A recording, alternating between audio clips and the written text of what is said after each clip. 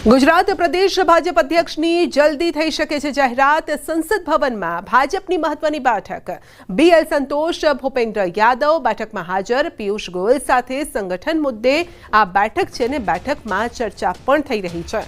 તો ઘણા સમયથી પ્રદેશ ભાજપ અધ્યક્ષ કોણ તેને લઈને અટકળો ચાલતી હતી, અનેક નામો પણ ચાલતા હતા, પરંતુ હવે કદાચ જે ઇંતજારી છે તેનો અંત આવી શકે છે। વધુ અપડેટ મેળવીશું સંવાદદાતા ગૌતમ પાસેથી। જી ગૌતમ, જેનો ઇંતજાર હતો એ નામ પણ હવે ટૂંક સમયમાં સામે આવી શકે છે।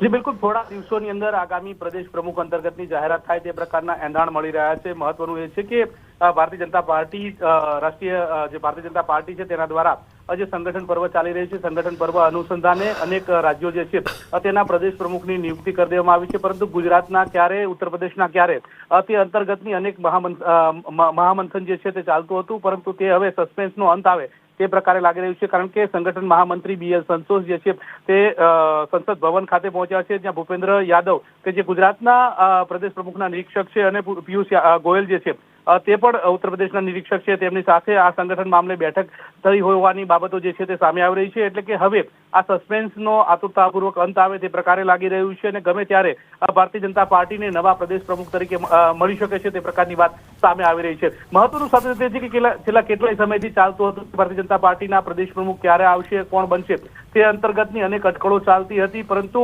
ભૂપેન્દ્ર યાદવ પણ ગુજરાત ક્યારે આવશે અને ત્યારબાદ તે ક્યારે સેન્સ પ્રક્રિયા યોજાશે, આ પ્રકારની અનેક અટકળો ચાલતી હતી। પરંતુ તે વચ્ચે આ એક મહત્વના સમાચાર કહી શકાય કે તેઓની એક મહત્વની બેઠક ચાલી રહી છે। બેઠકની અંદર હવે આ સસ્પેન્સનો અંત આવી શકે છે અને જેમ ઉત્તર પ્રદેશને પણ નવા પ્રદેશ પ્રમુખ મળી શકે છે, તેમ ગુજરાતને પણ નવા પ્રદેશ પ્રમુખ મળી શકે છે।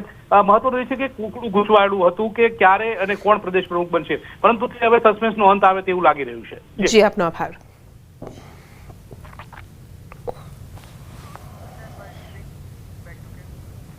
રસન સવાઈ માધોપુર જિલ્લાના સુરવાલ ડેમનું પાણી ઓવરફ્લો થઈને ઘણા ગામોમાં પ્રવેશી રહ્યું છે। ડેમનું પાણી રાયઠા કાલા ગામ સુધી પહોંચી ગયું છે અને આવી સ્થિતિમાં ગામની હાલત ખૂબ જ ખરાબ થઈ રહી છે।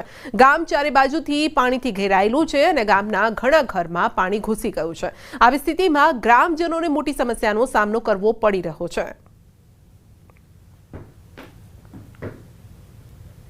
રાજસ્થાનમાં સતત વરસાદના કારણે નદી અને નાળા પૂરજોશમાં છલકાઈ રહ્યા છે। સવાઈ માધોપુર જિલ્લામાં વહેતી મોરેલ નદી હવે તેનું વિકરાળ સ્વરૂપ બતાવવા લાગી છે।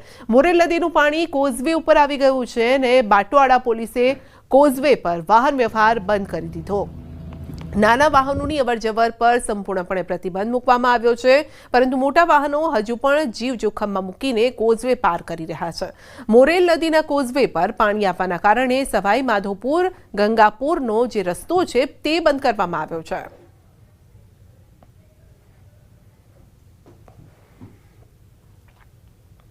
રાજસ્થાનના સવાઈ માધોપુર સહિત જયપુર અને ટોંક જિલ્લામાં પણ ભારે વરસાદ છે, જેના કારણે સવાઈ માધોપુરનો ધીલ ડેમ છલકાયો છે। ધીલ ડેમ ઓવરફ્લો થવાના કારણે ધીલ નદી પૂરમાં છે અને ડેમના નીચલા વિસ્તારમાં આવેલા રઘવંતી અને જટાવતી ગામમાં પાણી ભરાઈ ગયા છે।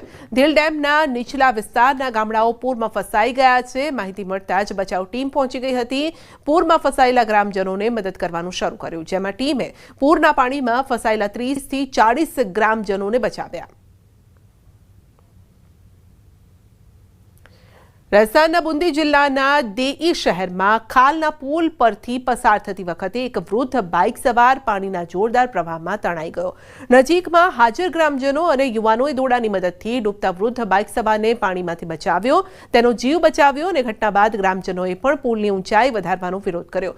માહિતી મળતા જ નગરપાલિકા દેઈની ટીમ ઘટના સ્થળે પહોંચી ગઈ અને કોઈ અકસ્માત ન થાય તે માટે ટ્રાફિકને અવરોધિત કર્યો।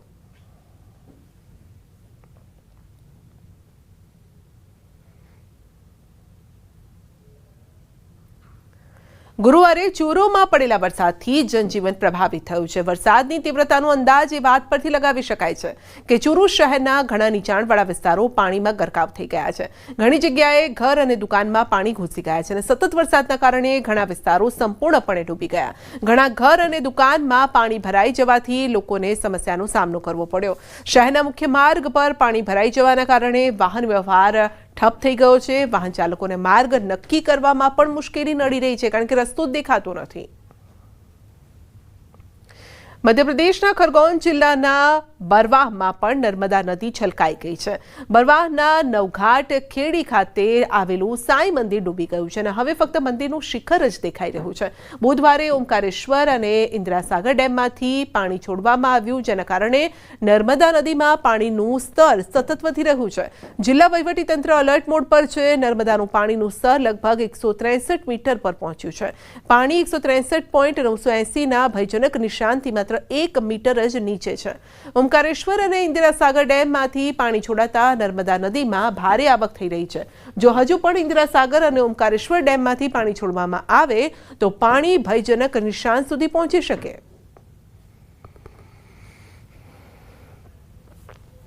હિમાચલ પ્રદેશના નાલાગઢમાં ચિકાણી નદીમાં 2 ફસાયેલા પ્રવાસીઓનું રેસ્ક્યુ કરવામાં આવ્યું અને તેઓને સહી સલામત બહાર કઢાયા. સ્થાનિક લોકોએ હિંમતભેર બચાવ કામગીરી કરી, જીવના જોખમે આ કામગીરી કરી. વરસાદના કારણે વહેતી નદીમાં ફસાયેલા પ્રવાસીઓને ગ્રામજનોએ દોરડાની મદદથી બહાર કાઢ્યા હતા. આ ઘટના ત્યારે બની જ્યારે ઉત્તર પ્રદેશના 2 લોકો કામ માટે કંપનીમાં જઈ રહ્યા હતા અને પહાડી વિસ્તારોમાં મુશળધાર વરસાદના કારણે ચિકાણી નદીનો પ્રવાહ વધ્યો હતો. બંને લોકો નદીની વચ્ચે એક ટાપુ પર ફસાઈ ગયા અને લગભગ પોણા કલાક સુધી જીવન અને મરણ વચ્ચે ઝૂલી રહેલા આ કામદારોને આખરે સ્થાનિક ગ્રામજનોના હિંમતવાન બચાવ કામગીરી દ્વારા બચાવી લેવાયા છે.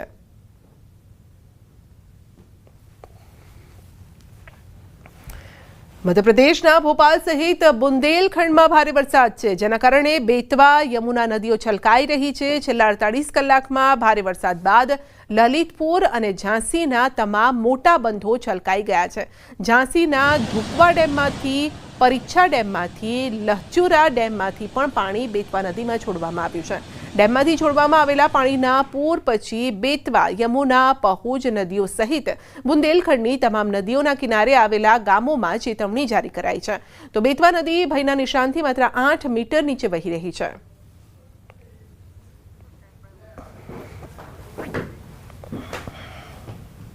અમદાવાદ જિલ્લામાં છેલ્લા 3 દિવસથી વરસાદે વિરામ લીધો છે અને તેમ છતાં બાવળામાં હજુ પણ પાણીનો જમાવડો છે, જેને લઈ સ્થાનિકોને ભારે હાલાકીનો સામનો કરવાનો વારો આવ્યો છે. વરસાદી પાણીનો નિકાલ ન થતા આખરે દિવાલ તોડવાની ફરજ પડી છે અને તંત્રના પાપે લોકોએ હાલાકી ભોગવવાનો વારો આવ્યો. ડેપ્યુટી કલેક્ટરે જણાવ્યું છે કે પાણી નિકાલ કરવાની કામગીરી ચાલી રહી છે. 1-2 દિવસમાં પાણી ઉતરી જશે.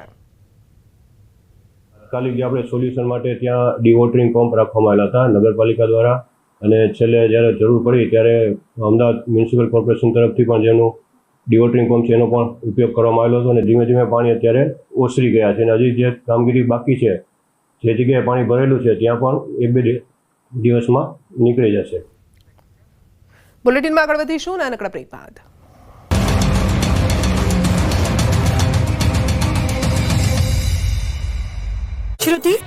જુલાઈમાં મેઘરાજાએ જમાવટ કર્યા બાદ હવે ઓગસ્ટમાં મેઘરાજાનો મૂડ કેવો રહેશે તેની પર સૌની નજર છે. ત્યારે ઓગસ્ટમાં મેઘરાજા આરામ કરશે. ખેડૂતો ખેતીકામ કરી શકે તે માટે મેઘરાજા વિરામ લેશે અને હવે 7 દિવસ વરાપ નીકળશે. 3 આગાહીકારોએ ઓગસ્ટમાં કેવો વરસાદ પડશે તેને લઈને આગાહી કરી છે. હવામાન વિભાગ, હવામાન નિષ્ણાંત અંબાલાલ પટેલ અને પરેશ ગોસ્વામીના મતે ઓગસ્ટમાં કેટલોક સમય વરાપનો રહેશે.